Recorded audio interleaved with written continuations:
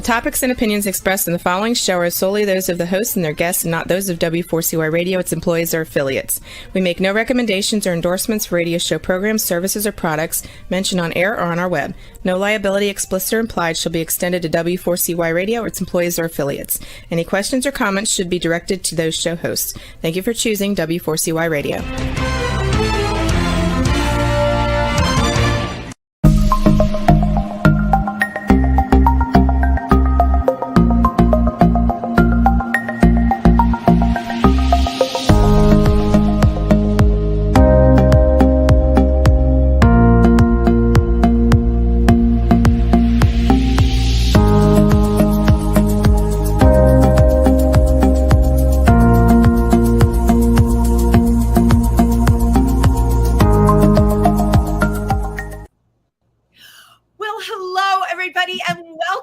Triversity Talk. I am Wendy Stewart Kaplan and a very special co-host tonight. Introduce yourself. Hi, I'm Evan Laurence. The infamous Evan Laurence. How are you doing this evening, Evan? I'm doing great. I'm so busy getting ready for Jersey City Pride and a bunch of shows coming up. And I've also been selected to make headdresses for Joe John Batista's production of Cold Blooded in the fall. Get out. That's new news. Wow. I have to tell you, I thought what you were going to say something like, and I've been selected for head, and I didn't hear the headdresses. Wait for you to, that was just a little joke because I'm a kidder. You know that, but that is really excellent. Ladies and gentlemen, for those of you, you've seen Evan Laurence on the Triversity talent shows and on Triversity Talk as a guest. What you may or may not know about him, besides being a performer, a producer, a writer, he is an amazing designer, particularly, I mean, he could design anything, but particularly these incredible headdresses. Thank you so much. Crowns, yes, and you like doing crowns and things like that, right? Crowns, but this is very different for this show. I'm creating some huge pieces that haven't even been talked about yet, and I actually have a surprise Friday night because I'm almost done with an amazing piece, which I can't show anybody because you have to come see my show in the fall at Theater for the New City. Oh, absolutely. Yeah. So don't spill the beans on that headpiece, Evan. Not even a little bit. Now, nobody knows. Those of you who are in New York, we just finished. It was really an incredible Pride this year. I mean, the vibe was unbelievable. You know, it's been 2 years. And New York has gone through a lot during the pandemic. We can't forget that we're still not out of that yet. But you know what? Everybody turned it out for Pride this year. It was so much fun.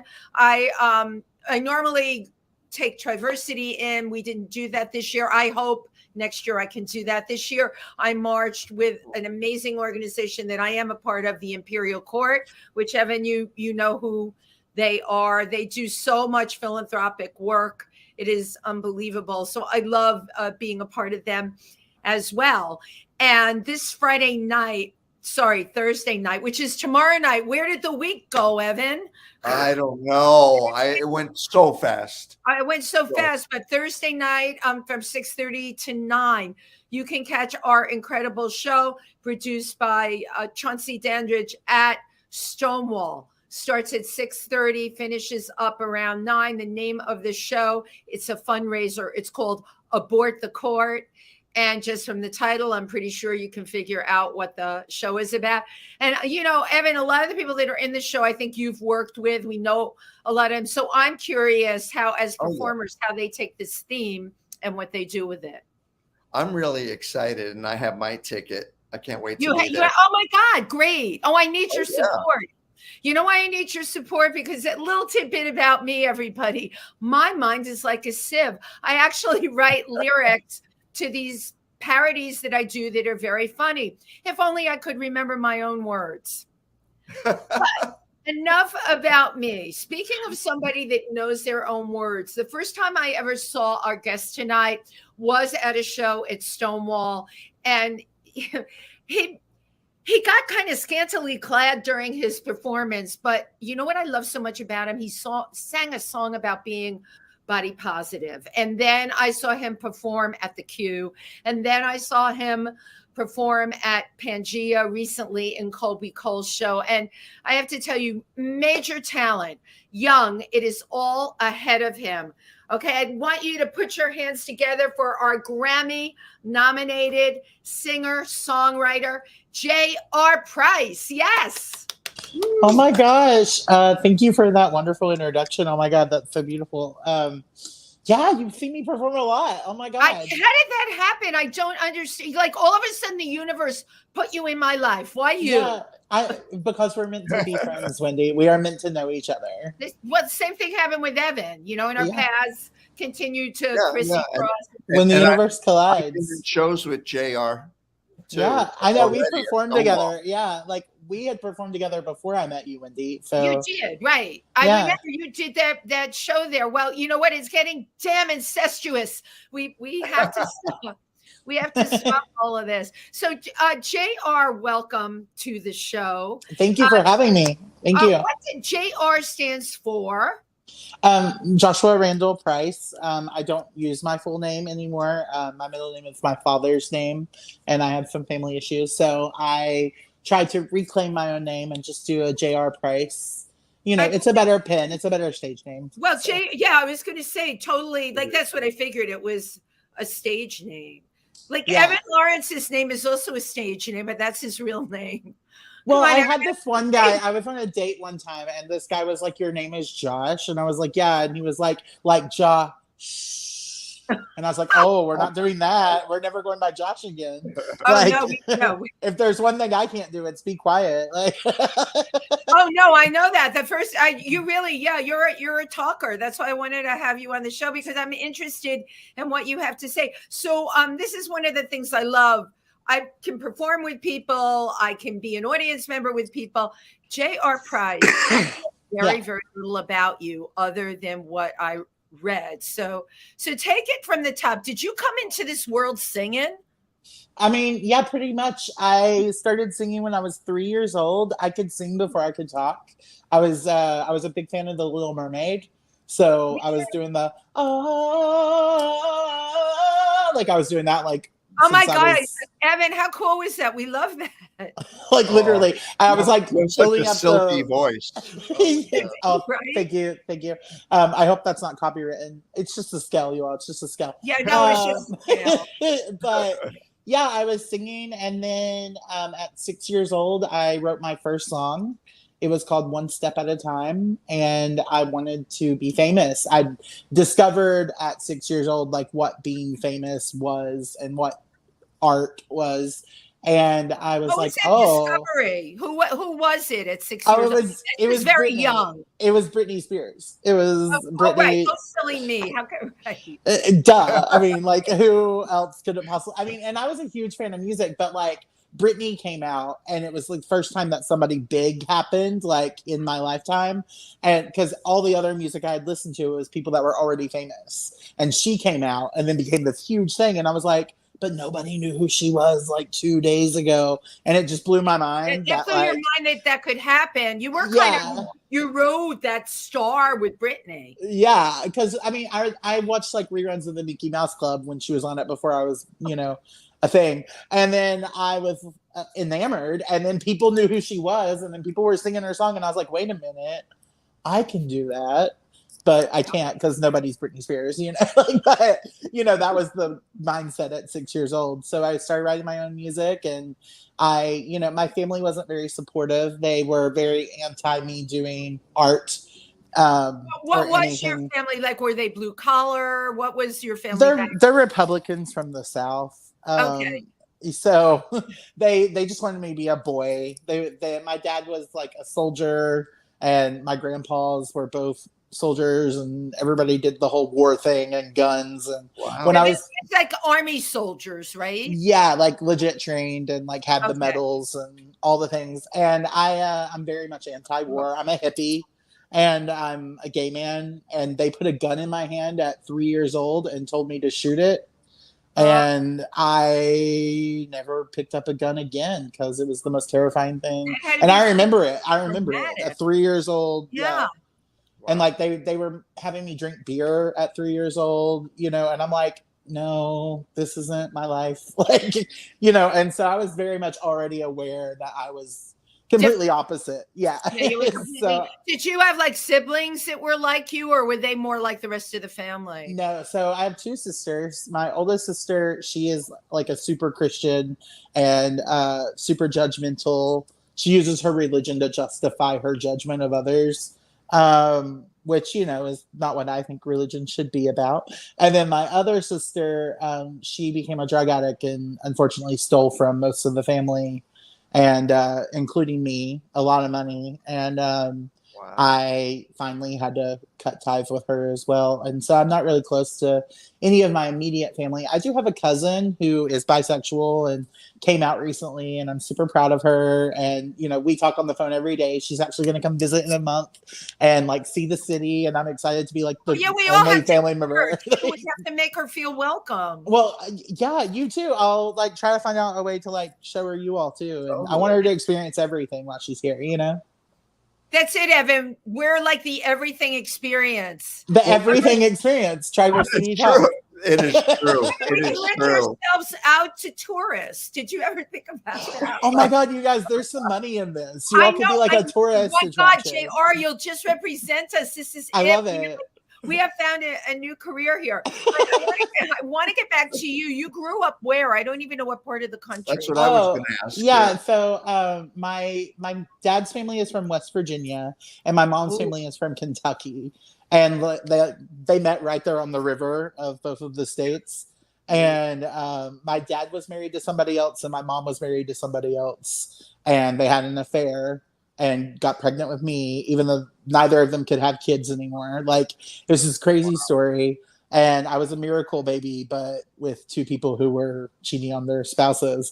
And how white trash can you be? I mean, yeah. And then we grew up poor and in Kentucky, and we moved to Texas and a bunch of other places. And I was constantly moving growing up, but all of the southern places that you could possibly think of. The states. Wow. Yeah, we were just too poor, I think, to like stay in one place. So we had to constantly keep going where the opportunities were or something. How rough for you? You had to keep making new friends. And what was that like for you? Well, I never really had a lot of friends. I mean, like I had like 1 or 2 close friends whenever I would move somewhere, and then I would move and have to start over, and it just kind of became routine. And then that I didn't really understand how much that was affecting me until I became an adult and I stopped moving. Because now it's kind of hard for me to like have friends longer than 3 months, because I'm like, oh, like we're still friends. like you're still in my life. Like it's just kind of that is Evan what I had to get used your to. Friends. We're gonna stay right, Evan. Aren't we? Totally. But I want to know, when was your breakaway moment from all of that? Your significant breakaway moment where you became free. Yeah. Well, it's a long story. I mean, obviously it's me. But I was always into boys, obviously, and I fell in love with one who moved in with me, and I was still in West Virginia. I had dropped out of school. I went to school originally at Moorhead University in Kentucky, and I dropped out for a previous boyfriend. And, he told me that I made up the whole relationship in my head. And so I like didn't know what to do. And then this new guy came into my life and moved in, and I thought we were going to be happy. And while I was at work, he packed up all of his stuff, and I got home to a Post-it note saying, "Hope we can be friends." And I was planning our wedding. Like I was like tutoring his mom and taking care of his mom's dog. By the way, I have a massive dog allergy. And I was doing all this stuff. Anyway. And I did it because I loved him, and he was in school to be a computer person, and I was just working at McDonald's. And I got home and he was gone. And I had given up music for him at this point. Like I wasn't songwriting because he didn't like it. And when I got home and I saw that no matter how much I tried to appease this person, like it wouldn't work. I just became the anti of like being something for other people. And I just wanted to be something for myself. and I went back to school. Well, first of all, I went through a lot of personal stuff in that time period where I like lost 200 pounds and I, got really depressed. And then I finally got better and I decided to go to school and I got my degree. I spent 5 years at the University of Kentucky. I studied theater, vocal performance, musical theater, dance, music composition. Yeah. Wow. My family only agreed to sign the papers because they thought I was going to study education. So I had to like lie to my family to get my degree. Yeah. And now I'm stuck with all this student loan debt and, a career in the arts. And like, what does that even mean? Welcome to the club. But if I didn't do it, I would have been just still working at McDonald's, So nothing wrong with fast food workers, I mean, like, still to this day, like I'm not in a above minimum wage job or anything. I just working in an environment where people are constantly berating you, whether it be the customers or the managers or the, anything really. It was just like too much. It was too much. And now that I'm an artist, I work as a coach tech guy now, but even in that, like I'm still like owning my worth because like I'm not in fast food anymore. Like I'm at a job where I can sit and like while I'm at Coach Check, I write songs and I like work on my music promotion. And, it's really a minimum wage job, but it allows me to do my music career at the same time. JR, you just hit on something, right? We've all had jobs like that. I had, when I first came to New York, I had every horrific promotional job you could think of. I dressed up in a chicken suit for a restaurant. I want pictures of that. With guys with me saying nice breasts. Okay. I had every horrific job. And you think to yourself, this is never going to end, right? Because we come to New York, and this is where I'm going with this. You came to New York because why do we come here? Because I hate to use the cliche. If you can make it here, you can make it anywhere. And also here, you can just fade into the woodwork. So many great entertainers started their careers here. So kudos to you for doing that.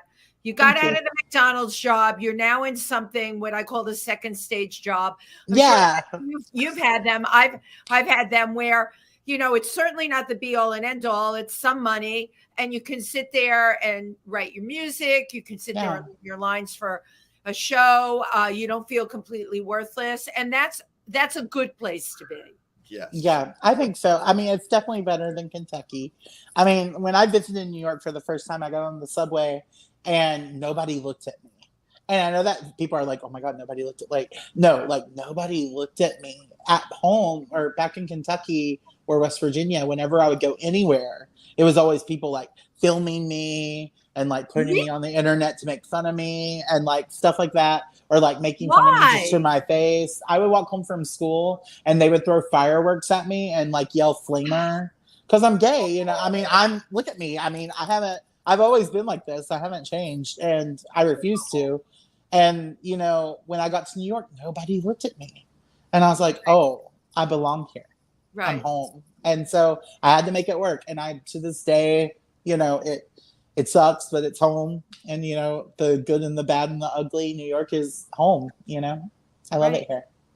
But as you said, nobody looks at you here. So you can just be yourself, do your thing. And it's funny you're saying that because I can't fathom anyone looking at you like, why would they? Evan, you too.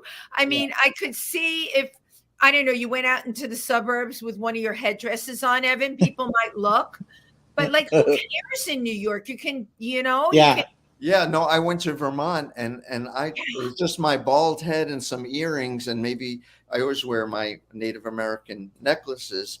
And people were looking at me like I was a freak. I was like, why is this happening in Vermont? Yeah, in Vermont. Change. No, anywhere but New York, honestly. Like I tried to move all kinds of places, and New York is the only place I can really be me.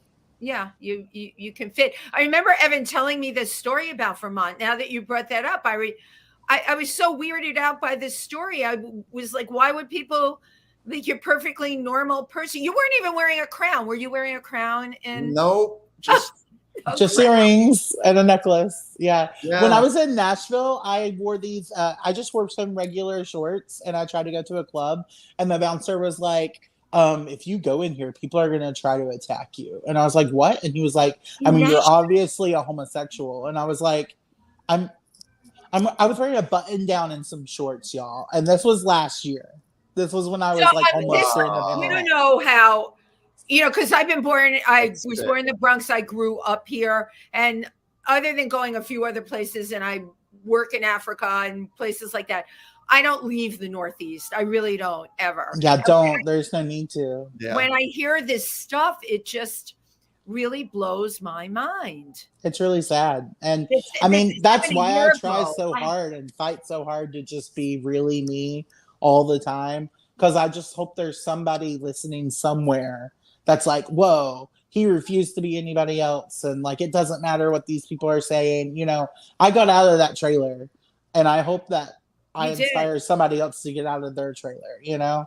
That's all I can strive to do. They are all over the country. Yeah. There's some kid living in a trailer that's writing music, that's singing music. That is a kid that sticks out in school and doesn't fit in. They are everywhere. And one of the reasons I do this show is I want that out there. I want those kids to hear it. So people know they are not alone. They're not. They're just living in the wrong place. Yeah, you're helping. Exactly. Normalize them too. I mean, when I lived on an Indian reservation for like 3 years, and the people there were, they were like 400 pounds, maybe some of them like 300 to 500 pounds, and they'd always joke that I was as big as one of their legs. And these are all my friends, and they were really tiny people. and I never, we never saw that. They joked and stuff, but we never saw that difference in each other, and we're really close. But Evan, when you had spoken about the Indian reservation, right? That was the fact that you discovered yourself there and you had the support there. That was your happy place. That was like you coming to New York and fitting. You fit there. You had people that got you and got behind you and wanted to take you under their wing. But Indian reservation was different there. I had to move back to New York. I just have to end with that. So you did have to move back to New York. I did. After a while, it was really hard to make friends in this. It was Idaho, Southeast Idaho. I mean, oh yeah, and I'm a New Yorker most of my life, so it's like.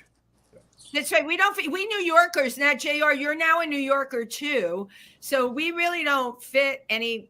I really don't. I tried to go back home during the pandemic because I became homeless, and I tried to move back to Kentucky, and I couldn't.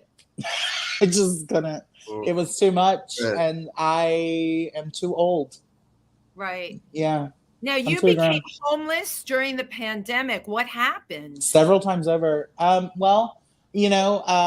Broadway shut down. I'm a coat check guy at Hamilton on Broadway, and it shut down with no notice. I was literally on like a block away from going to my job, and I got the email saying that Broadway was canceled. I have no savings because I'm the coat check guy. Like, I don't have any money, and my family doesn't support me at all, even when I'm begging, and I had nothing. And so I didn't know what to do. I had to move out of my apartment because rent was due in 2 weeks, and I literally can't pay rent without my last 2 checks in the month. Right. You live that close to the cuff, as we say. I literally live at penny to penny, not even check to check. Like, I have to balance how much water I can drink. And so those last 2 checks didn't come in, and I had to move in with one of my producers, and then she had to leave New York because of the pandemic. Right. And so I was homeless again, and I tried to go back home to my sister, the preachy one. Yeah. And obviously not the drug addict who stole from me, but the preachy one. And I went to her house, and she preached at me for 2 weeks and then kicked me out because I was wearing, I was doing an online charity concert, And I was wearing a J.R. Price outfit, which you know what they look like. You all see me perform. Yes. And I go downstairs to like put up the speaker after the show, and we raised like a lot of money for people suffering of COVID. And she's a nurse. And instead of being like, how did the charity go? Or did you raise money? Or anything like that, like any normal person would ask, she was like, are we just not going to say anything about what you're wearing? And I was like, oh, wrong thing to say to me. Like, and this is after Body Positive is out. Like, this is already, the brand is established. Like, I am 30, you know, and right, you're 30 and you are who you are. Exactly. Like, it's too late. There's no change. I'm 30. I'm 32 now, you know. And she was like, are we just not going to say anything about what you're wearing? And I just knew that there was never going to be a universe in which we could figure out our problems. And then she like told me I had to leave. That was too much of a burden. And then it just dwindled down from there. And then every place I stayed, it's just too much. It was a pandemic, you know, and, you know, I'm a human being. And even though I was getting my unemployment checks still, and I was like paying for stuff, just asking for like a couch to sleep on is too much for people. And, you know, my father has an apartment above his garage, right? And he has 3 empty bedrooms in his house, which he gave me a video tour on Thanksgiving. And I was like, I have nowhere to go. And he's giving me a video tour of his huge house and, you know, this apartment above his garage. And like, you know, he's well-to-do and this huge house, and he has 2 dogs and they have all these medical bills that he pays for. And I'm like, I'm your son and I'm homeless. And he told me there wasn't room for me at his house. And I was just like, I don't know how to come back from that. And I put all of my pennies together. I borrowed from people. I owe a bunch of people money to this day. And I moved back to New York because I couldn't figure out any way to sustain my life without my coat check job. Right. And, you know, that's not even sustainable. It's been really hard. And I don't think that people judge me a lot because, you know, I'm somebody with a degree and I'm white. So apparently I should be able to like get a job that's better than the one I have, but I can't, and I try, and I work my ass off. I'm allowed to say that. I work my butt off. No, you're allowed. You know, you're totally allowed to say that. And you know what? You're talking about something. I'm not a person that says, "Well, damn it, pull yourself up by your bootstraps." Yeah, you have one job. Okay, you're putting it out there. We need to help you get another job, and all of us know enough people that we need to put that out there because I got to figure it out. I don't mean to make a whole show about that either. I don't know. But the show is about you. The show is about you. And if anybody here gets to hear you sing, which they are going to in like 30 seconds, okay, they'll understand why we just all got to get behind you like a breath of wind, the wind beneath your wings, and keep you going. Okay. And honestly, I just want people to hear my music. I think that is more important to me. I know it's not smart of me to be like, just listen to my music, but like, just listen to my music. That's really all I care about, you know? Yeah. And I know why. So we're going to play your video, Tiny. Let's go. Yeah.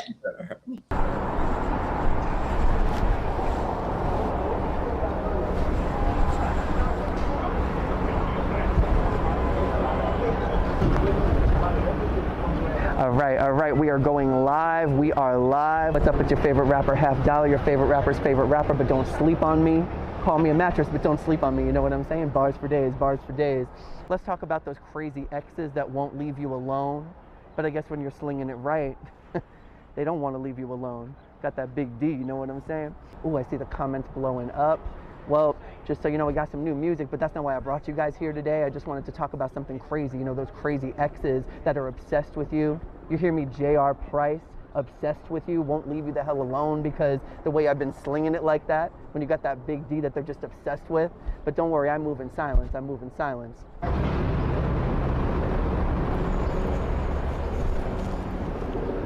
You're tiny.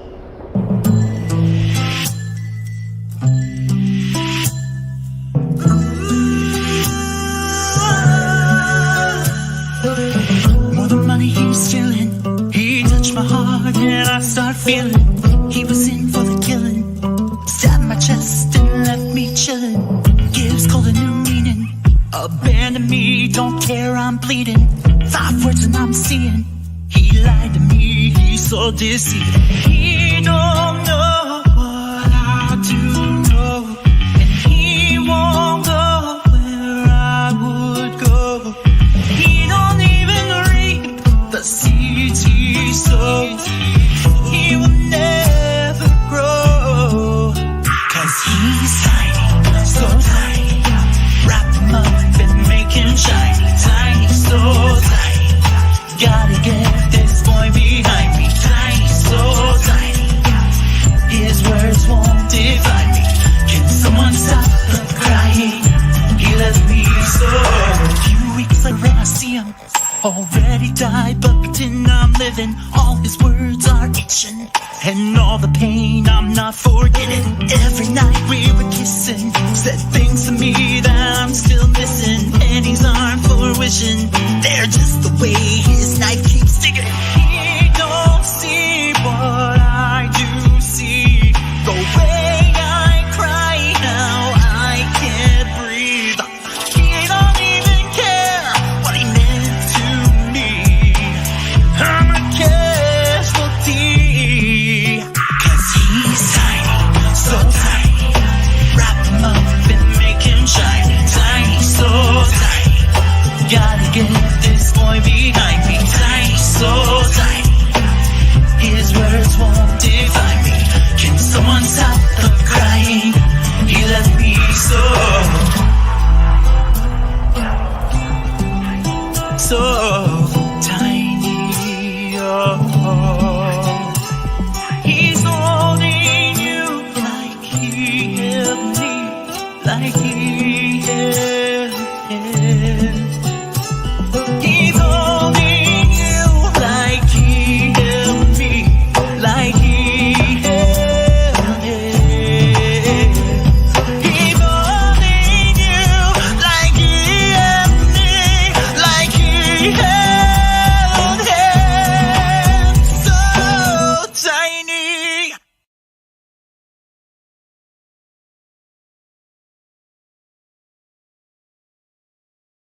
Wow. Yeah. Wow. Wow. You are major. Beautiful. I mean, my husband's sitting here and Do you like it? beyond like it. Well, first of all, he sent you your video from your performance. I love Alan. and Alan's so Gia, great. which he edited, but more than that, he's like major talent. Major talent. So JR Price, Thank you. we all have to get behind you and keep you going. You are absolutely a major talent. Now I have a bunch of questions trying. about the video. Yeah. First Yeah. of all, let me give a shout out to our friend Alex Kelso, Satanya Face. Satanya Face, right? Can you imagine? Like, Yeah, It's putting in on the video. persona of this character. Satanya Face, for those watching, is the person who plays Half Dollar, the rapper at the beginning. But that rapper is also a drag queen in New York who does spoken word and eloquent, beautiful superstar. Oh. Thank God I cast Alex before I saw his one-man show, because I saw his one-man show, Unicorn Who Discovered Self-Love, at Don't Tell Mama a few weeks ago. And it was mind-blowing, incredible. The amount of talent this human being has is just like, I'm just so glad I didn't know before the video, because I would have not been able to act with somebody who's that good. Oh my God. So you cast him and you had no idea. Well, first of all, an amazing performer, amazing spoken word, amazing drag actor. And you know what? An incredible human being with a heart like that. Yeah, incredible. Just one of the best people I've met in New York, honestly. Big surprise for me when I was watching the video. I watched it before I saw it on the show, but I'm like, oh my God, there's Satanya. So first of all, I love the video. Now, you wrote the whole storyline for the video too? I did. I storyboarded the whole thing. I wanted to confront all the rumors. There's a lot of rumors going on about me being obsessed and crazy over my ex or whatever for writing a heartbreak album, as if that's not what a songwriter writes about. I don't know. But I wrote this, video because I wanted to just be like, you know what? If everybody thinks I'm crazy, then I'm just going to be the craziest that I could possibly be. I had recently saw, I don't know if you're Marvel fans, but WandaVision. Oh, yeah. And then the Multiverse of Madness. And just the Scarlet Witch energy of my life right now. And I was like, you know what? I'm just going to embrace it and go full on Scarlet Witch. And I incorporated a bunch of stuff for the video to pay homage to a lot of different things about my life. Like I lost my theater professor, Russell Henderson, in November. And he was the first father figure I had who believed in me. And I wanted to pay tribute to him. And when I was in a production of Hair, which he directed, he told me about how the hippies lived in Central Park and how, gay people would go and hook up in the forest and escape from the hippie tent and like go do their thing. And I wanted to, give caution to that kind of lifestyle of like hookups and everything that Russell taught me about, and how dangerous it can be.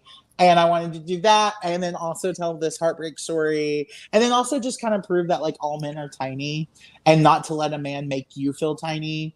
So I really needed to show message. Yes. Yeah. Right. It's like this douchebag at the beginning of the video who is full of himself and not concerned about how much he hurt J.R. Price. And then I step out of magic nowhere and just put him in his place and go, you know what, actually, no matter how little you make me feel, you are so much just tinier. And yeah, you're a speck. You're a speck. You're that little in the gravel, like in the indentation at the end. Like that's how little you are if you can't see how much pain you've caused me or own up to it or care about it. Oh, and in that white lace shirt, I have to say that was so effective. Isn't it wonderful? I'm living for that shirt. Well, I wanted the white lace because I wear the white lace after he's been tiny, right? Like that whole white lace outfit is me singing over his tiny body. And I wanted to be like, because I am pure. I did nothing wrong. I am innocent. Right. I wanted white lace because I am innocent in this whole situation. And the only red on me is the jacket that he was wearing. Because what's left is the damage that he left me with, that he won't own up to. And here I am with the damage of this red coat over my white lace. Damage. What was the role of the two women in the video? So those are my witch sisters. And because we need a coven, like Hocus Pocus, there's 3 sisters. But their significance is actually I wanted the 3 different sides of me to approach all aspects of the heartbreak, because there's still that inner child, which is my blonde friend Katie, and she's like having fun the whole time. And then Autumn plays the matronly sister who is more seductive and sassy, and just that prowess and that ambition that I developed as I got older, that side of me. And that comes with being older. Yeah, that constantly getting older. And I wanted this like inner child and my future self, and then who I am presently dealing with the damage, to come together to shrink the men who have made me feel tiny. And it's not just about Half Dollar or whoever Half Dollar may or may not represent.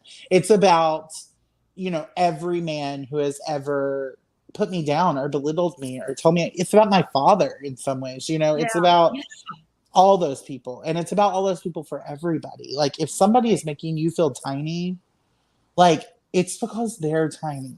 Because no person who has a self-worth is going to make somebody else feel small, and I just want people to hear that. There are a lot of people that will do that. But one very important theater game I learned, and Evan, you do improv, so I know you probably know this one, status, where you're in a scene with someone and you have to come up with creating your own lines of making yourself bigger than they are. It's a great theater game, JR, because you can use it in life a lot. It never ceases to amaze me, because not at this stage, because I walk in and like, don't mess with me, right? But my God, when I was your age, forget it. And to learn how to make yourself bigger, status, right? You have to be able to one up. You have to be able to hold your own. And psychologically, I can't do that. That's what I'm bad at. I downplay even my achievements. Yeah. I totally hear you. But you know what? That is something that can become a learned behavior. When you say to yourself, hey, I was Grammy nominated. Hey, I came from a trailer. I got to New York. I'm an artist. I am getting put in shows all over here. I mean, your first album, Daydream, you have your song Body Positive, made you a gay icon internationally. You have to repeat these lines to yourself all the time. That's true. Yeah. Okay, I'll write the script for you, but you have to get up. And, me too, even now. I have the mantras that I have to say to myself, because if we let those people in the world rain on our parade or distract us or put us down, it stops us from doing our greatness. You don't want that to happen. That's true. That's really good advice. Thank you, Wendy. Yeah, it's hard because it's because of my upbringing, right? Like it all goes back to that. And I'm in therapy and it does obviously all go back to that. But like it's because I'm constantly trying to impress people to make them love me. And when I do something impressive and they're not impressed by it, I'm like, oh, it wasn't enough. So that sucks. Instead of being like, that's still awesome, even if they're not impressed by it, you know? And I get but you know what? You're writing the script for them. Why are you writing this script for them? And the script in JR's script, you do this great thing and they turn around and say, oh my God, thank you so much for doing that. This is amazing. You're right. Well, nobody's going to do that. Yeah. You're looking at a script writer right here. And that is a hard thing. That was hard for me to shake, but it's what, you know, we call expectations, what we expect from somebody else, but it's not real. It's what we're expecting. Yeah. Yeah. It doesn't define you. It doesn't define me. It doesn't define Evan. His words won't define me. Right. Well, I think also that we're talking about healing here, our own self-healing. And I've been through mental abuse as a kid. I have my own problems, and I've used my own spiritual ways, even meditations, to self-heal. And the thing about showbiz is that your successes should be like a salve to heal you. The pleasing people, which is a problem I used to have really bad, just really trying to please people and get them to be my friends. And I don't do that anymore.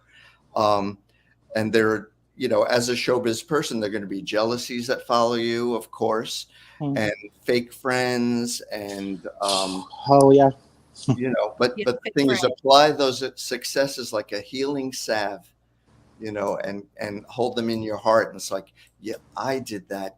Good job. You know? Right. Yeah, I wish I could. I'm getting there. I'm trying. I can tell you're doing a lot of self-work and you are getting there. And that's the next step for you, because you know what? The freaking talent is there. It's there. It's not something that they have to pull out, that you've got to work on. It's there. The core is there and it's happening. And you don't want this other stuff to get in the way. Think of yourself as an onion. You're peeling off those layers, and inside is this amazing, beautiful core. And when you reach that core, that's when you're going to reach your phoenix. And it's going to happen sooner than later. We just got to keep you going. We just got, girl, your mouth to God's ears. Like, I need to figure out my motivations. You know, I'm a whole new person post-pandemic and post everything I've been through.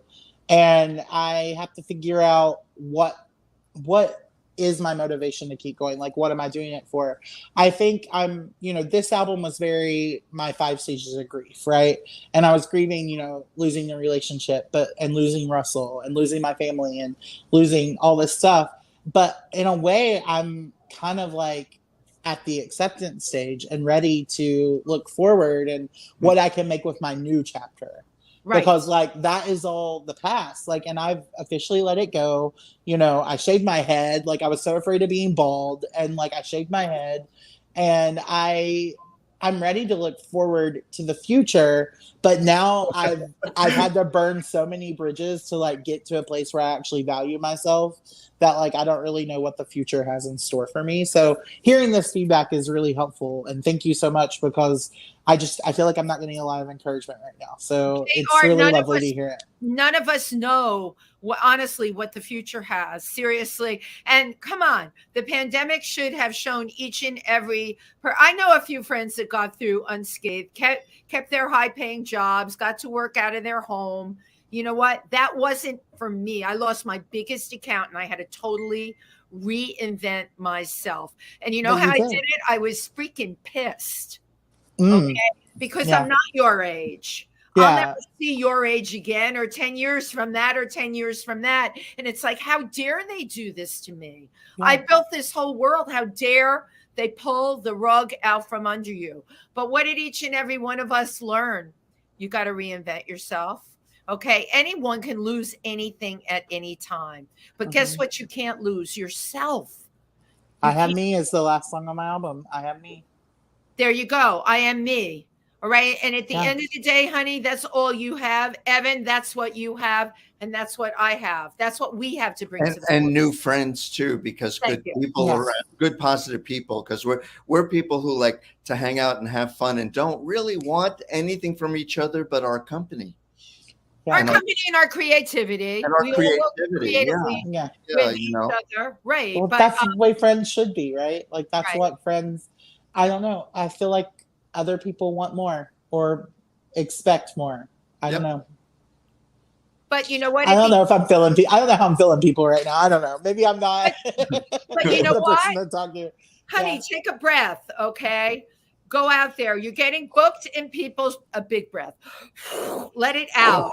Create a bubble around J.R. Price, right? Yeah. Listen, you're getting booked in people's shows, here in New York, and it is tough here. There are so many talented people. It continually blows me away.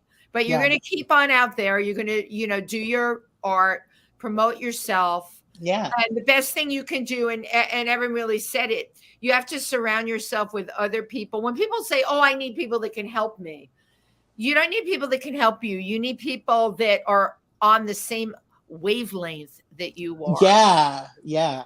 Hell yeah. That can infuse you with positive energy. That's all we need. And you know what? I just got my 4-minute warning here. 4 minutes. Mama gets on her so this fast. Is fast. Didn't she? I didn't go so fast. And she said 4-minute warning. I can talk to you all forever. This went by so quickly. I just real quick before we get your mission statement, I want you to just talk about your song "Dance with Me," the duet with the gay bear icon Tom Goss. Tom Goss is my hero, first of all. He did a song called Bears in 2009, I want to say. Maybe 12. That was a great song. Yeah, and it was the first time I saw people of a larger size being sexy in a music video. And like way before Lizzo or Meghan Trainor. Right. And I was like, oh my God, like there's a whole world for me. And whenever I was doing my first album that I was going to officially put out, I was working with Freddie Freeman and he knew Tom. And I was like, wouldn't it be amazing if like somebody could sing this as a duet with me? Like somebody big, like Tom Goss or somebody. And he was like, you mean Tom? And he just like emailed Tom, and literally by like 3 hours later, Tom was like, oh yeah, sure, I'll do it. Because Tom is the nicest human being alive. He's honestly genuine and a hero, and he loves everyone and he cares so much. And he has never once said no to me or asked me for anything. He just constantly gives. And I'm not worthy, I'm just nobody from a trailer in Kentucky. And I am never going to let you say that again. Because never. Well, at the time, this was before my Body Positive song even came out. Like this was when I was at your literally, yeah. And he just said yes, and he sang the song that I wrote and did not make any diva changes. And he actually helped it. He added some harmonies. He changed the string section. He made it really special. And that song is just one of the most beautiful songs I think I've written. And to have like my hero on it with me, supporting me, and Freddie Freeman, produced it, who was another hero of mine. And it was just like kind of coming together to like give me the life I wanted. Because at the time I wanted to be like a gay bear, pop star. Right. And so I was like, oh, this is gonna get me there. And it was really amazing. And it's just such a beautiful song. I actually wrote it about the ex who left me with the Post-it note to tie it back to the beginning. I love it, of course. The day before that, we actually had our final dance, and that song is about me reflecting in that moment of when I thought we were happy.